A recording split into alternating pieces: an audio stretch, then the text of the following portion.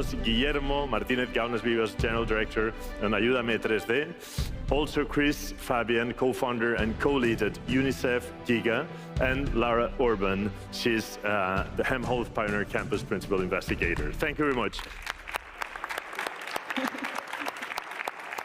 At 3D, we create arms for amputee people around the globe for free. I think this is the best innovation here now in healthcare. We are giving it for free because there are no resources for paying a prosthetic arm or something like that. So we are giving it for empower themselves in their routines. Maybe this is a trauma to lose a hand, and we help them in this situation. But for us, digitalization is also decentralization of technology. Thanks to internet, I could learn how to create prosthetic arms, how to use my 3D printer in my room to create arms for people who need this kind of help, not just toys or products or objects that I would like to create to myself. So if we empower this technology to others, if we digitalize another territories, for example, creating hubs of technology, health technology in other countries, in other cities, we will be able to empower another people that maybe they have an idea in their minds, but they don't have the technology to create it. If they have the technology, maybe we can solve a problem in the world that maybe never thought before. So that's why it's super interesting to create this hub of technology. For example, we have a 3D printer lab in Kenya, in an orphanage, that we are creating hands for people locally. Students in Kenya creating hands for people locally. They are empowering themselves. They are creating new jobs. They are now entrepreneurs of their small town. So this is the idea of creating and spread the social value of the new technology. I'll have to get some of your examples afterwards to ask Chris, because there are so many things connected. Jordi, Rift Valley, what happened there?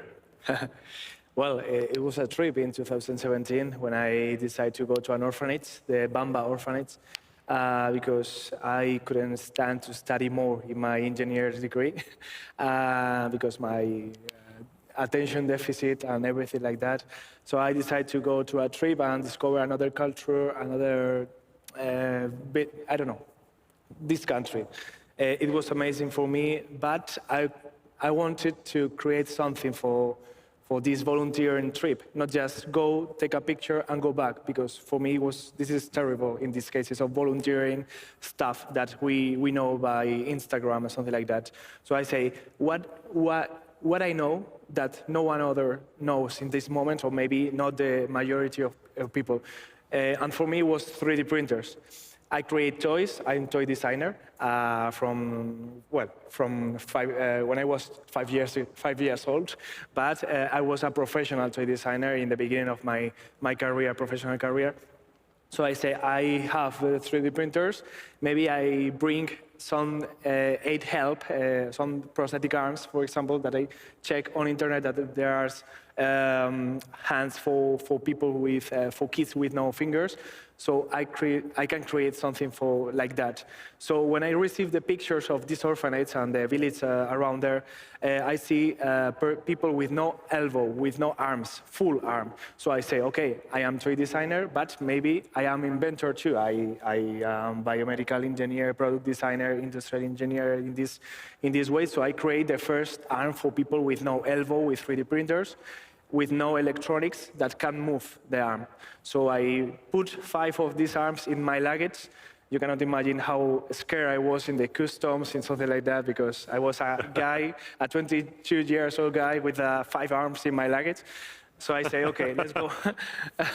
It's a weird guy, they said. Yeah, the weird guy. I've been there and it works. It works perfectly. See, it was like an inspiration week to realize that I was not just giving an arm to a people who doesn't have arm.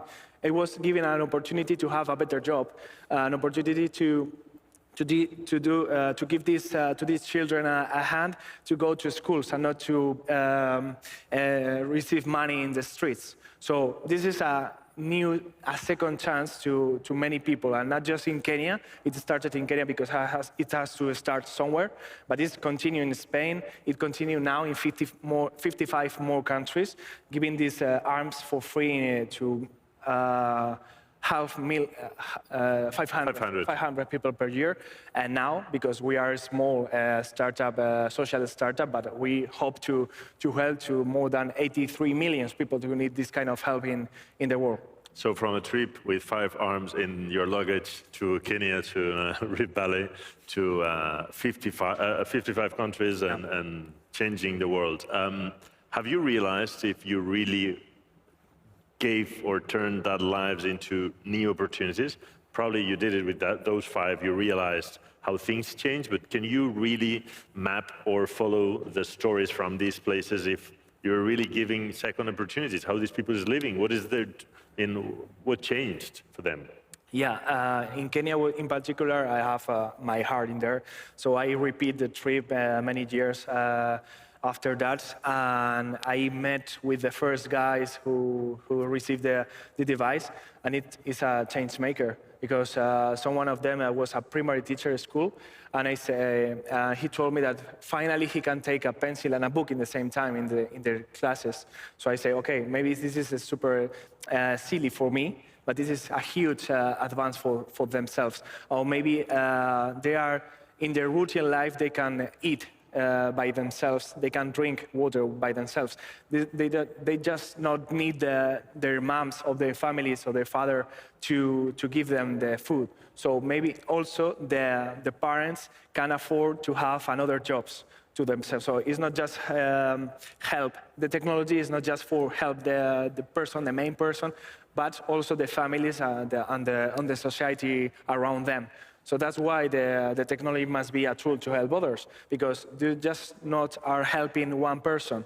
They are just helping the person that you are helping directly, but also their environment. I will ask you afterwards about some of the things that you're doing here. We're commenting before with corporates and how you're transforming some concepts that sometimes are very kind of intertwined with companies. But tell me one last thing, because I want to ask Jordi some other things that I was thinking on when listening to you.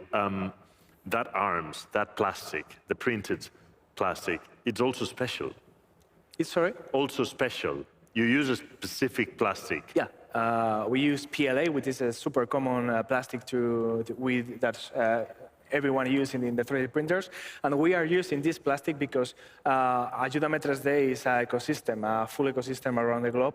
Everyone who has 3D printers can help, and with some years of experience, you can create some arms for people around the globe. That's why we are reaching more people and more countries during these years. And we are using a recycled plastic that are created here in Spain for not to have long trips in the manufacturing, for using the recycled plastic during the process of creating the same plastic that the companies are using. But also we are using this plastic because during the process of growing, for example, for kids, a kid with 4 years old, maybe they are growing up and have 9 years old, we can receive back this device and recreate an arm for another kid of 4 years old. So this material is super easy to recreate and reuse it to create another one. Wow. And he was explaining me before how they created these arms in a way that if the kids fall off or they break something, they can just assemble it like really fast, and it's kind of easy for them. It doesn't have to come a specialist from Spain to do it, which is great. You're all talking a lot about the planet. Help everyone from here. You change what we normally call the CSR, the corporate social responsibility, to TSR, which is technological social responsibility. Tell us a bit how you make it from Ayúdame 3D. Okay, super quick. we want to eat, we want to sleep, we want to have employees in our company. We give this for free, so we have to create a business model. That's why we create this concept to give the opportunity to companies that maybe doesn't know how to create something sustainability projects or CCR, SDR project to be more efficient in their technology, in their funds, and find a way to help others, find a way to use their technology, their knowledge, their funds to put some seed in their future of the world. You know, so we create these team buildings projects with.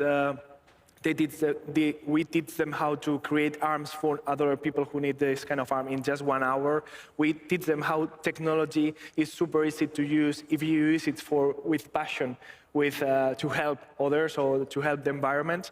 We create this service and we create this business model to fund ourselves, but also to try to spread the idea of using always technology as a tool to help others. That's brilliant. Thank you very much. Thanks. Thank you. Thanks. And we're now arriving at the end of this event, and I encourage you to share and continue your conversation.